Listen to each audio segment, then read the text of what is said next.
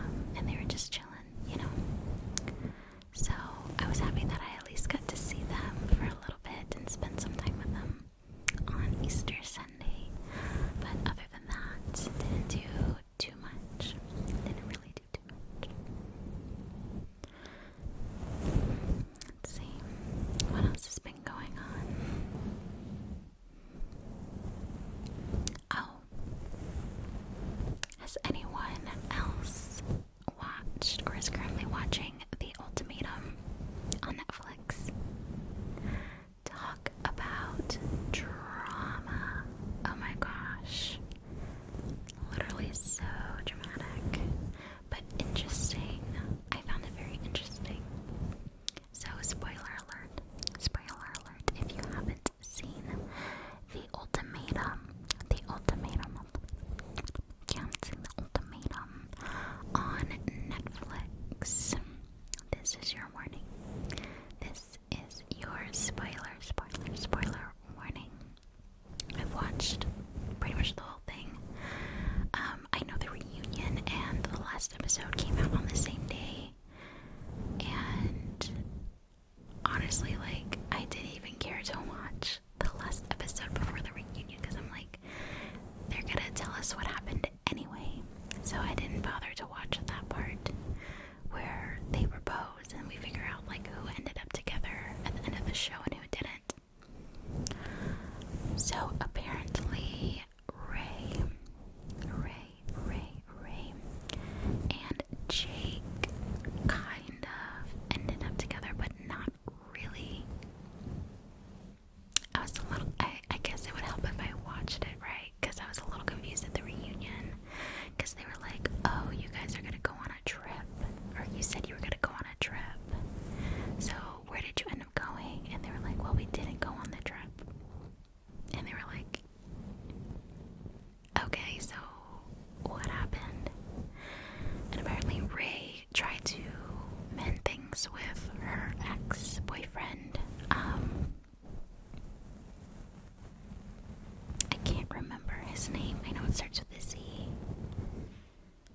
I don't remember his name, but anyhow, they tried to work things out, but ultimately, no pun intended, it didn't work out for them. But I think the whole concept of the show overall, when I had first seen like a trailer for it, because they showed it at the end of Love is Blind season 2, which I've obviously also seen. Watching Love is Blind. I live for reality TV drama. It's so good. Speaking of, I still think Jersey Shore is the best reality TV show, like, in the history of reality TV. And I will stand by that. I totally respect if you have a different opinion. But I said what I said. Jersey Shore is the best reality TV show ever. I think also because it just has like that nostalgic, like a throwback feeling for me, because that was like middle school for me. I don't remember if I was like in 6th grade or 7th grade or 8th grade. I just know it was like somewhere in that time period. Definitely middle school core.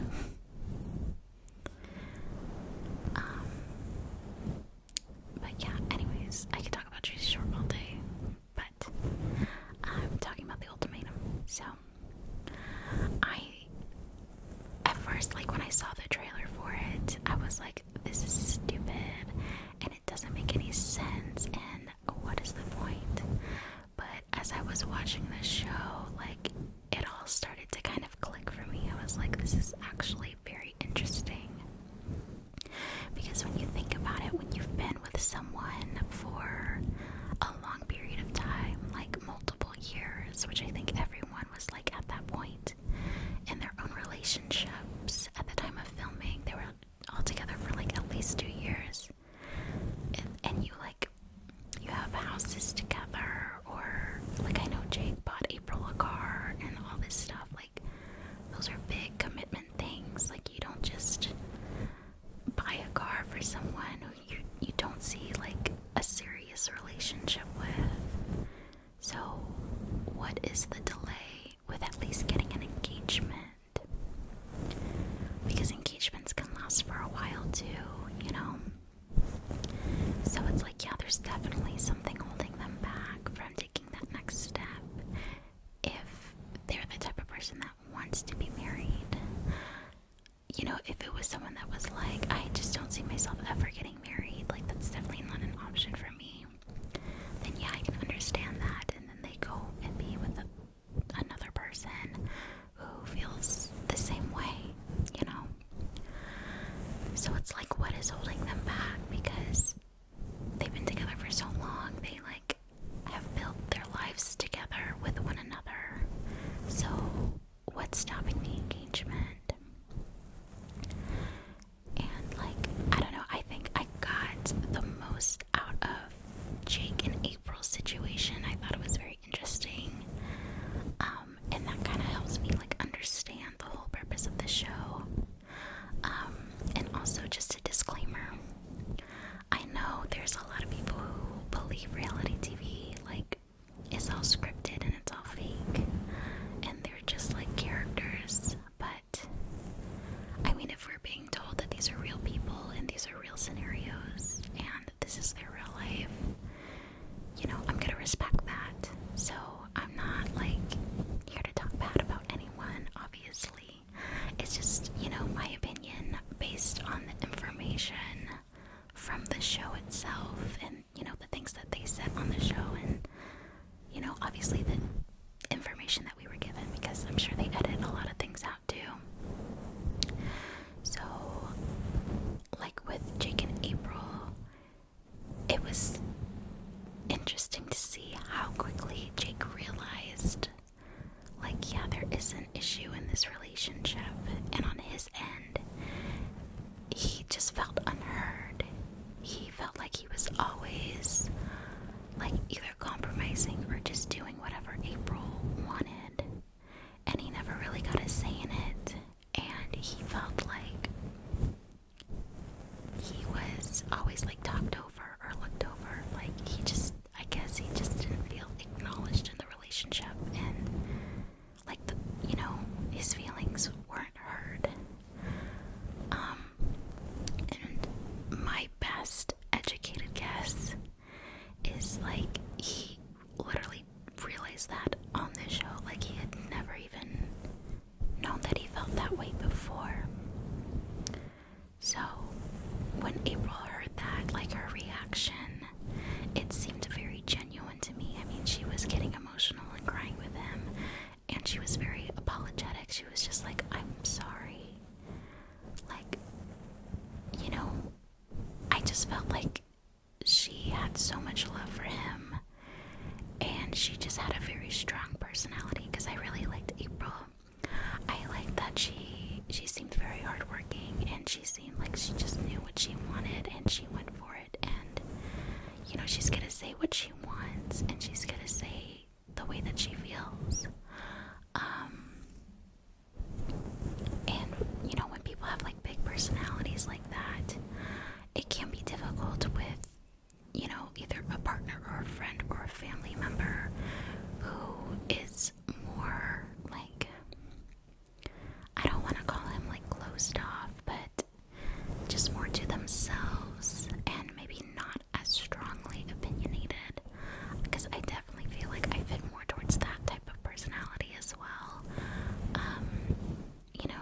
I feel like I can just, like, go with the flow with pretty much anything, and sometimes it is hard to be heard when you typically don't have a strong opinion, because it's like once you finally do have a strong opinion on something or have strong feelings about something, you're not taken as seriously. And I don't even think it's the fault of the other person, it's just that's what they're used to. So I don't know, I think, like, that dynamic in their relationship was just so interesting to me, and that's kind of like how the show made sense to me. I was like, they're literally, like, interacting with other people, which, with Jake and Ray, they just happen to have developed a more romantic relationship with each other. But I mean,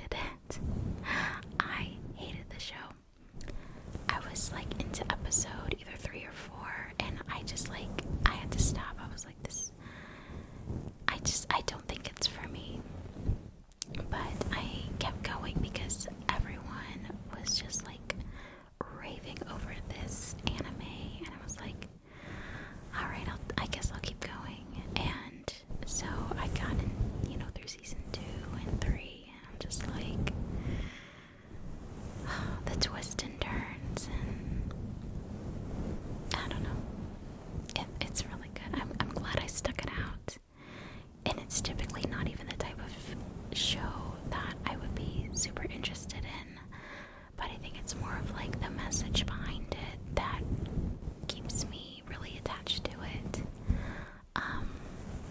Just about like war and like, what's the word?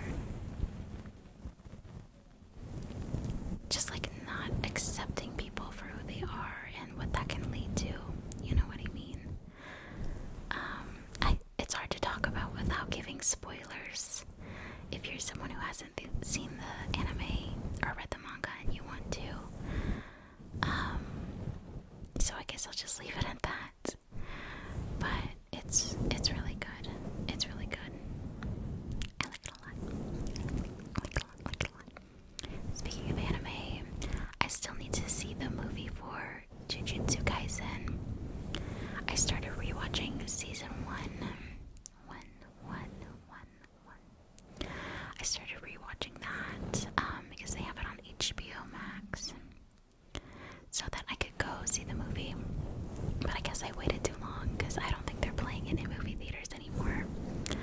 But I'm sure they're gonna stream it somewhere. I know they will eventually. Eventually everything ends up streaming on some type of service, because there's so many now. There's literally a million different types of streaming services. I feel like Netflix just really changed the game with that. Because before it's like, oh well, it'll end up at Blockbuster and I can rent it, you know. But now it's like, oh, it'll end up on Netflix or Amazon Prime or HBO Max or Hulu or literally anywhere else, Paramount Plus, Apple TV. There's a lot. There's a lot. So I know I'll find it somewhere eventually. And then of course Demon Slayer is over for now. I'm so excited for season 3. Oh my gosh, they dropped a trailer, and Mitsuri, she is my favorite Hashira. I love her so much. I could talk about her all day. So I'm so excited for the new arc that's coming up for the, what's it, Swordsmith Village or whatever it's called, whatever.